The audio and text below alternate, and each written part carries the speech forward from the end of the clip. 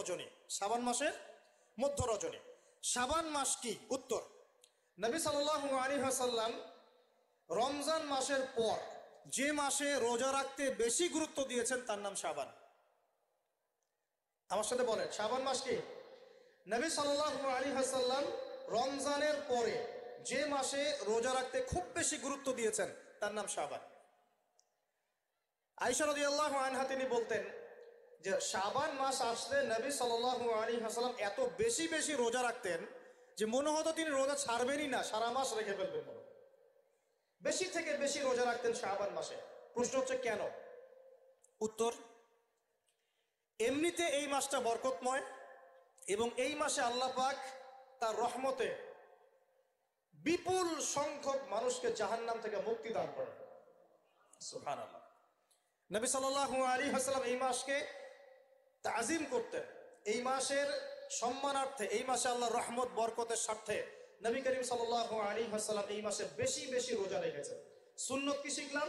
শাবান মাসে বেশি বেশি রোজা রাখা সুন্নত। একটা কি পেলাম ভাই?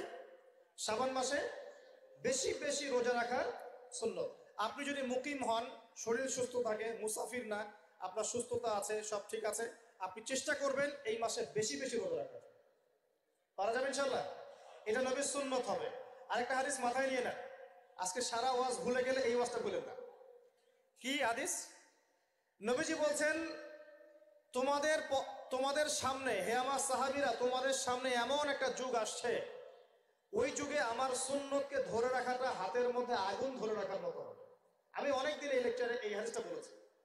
তোমাদের সামনে এমন একটা কঠিন যুগ আসছে, জামানা সবরিন, সবরের যুগ, কঠিন যুগ।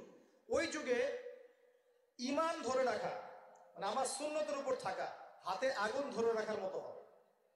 ওই যুগে যদি তোমরা আমার একটা সুন্নতকে জীবিত করতে পারো, সমাজে একটা সুন্নত মরে গেছে ওটাকে আবার জীবিত করতে পারো, তাহলে 50 জন শহীদ সাহাবীর নেকি পাবে।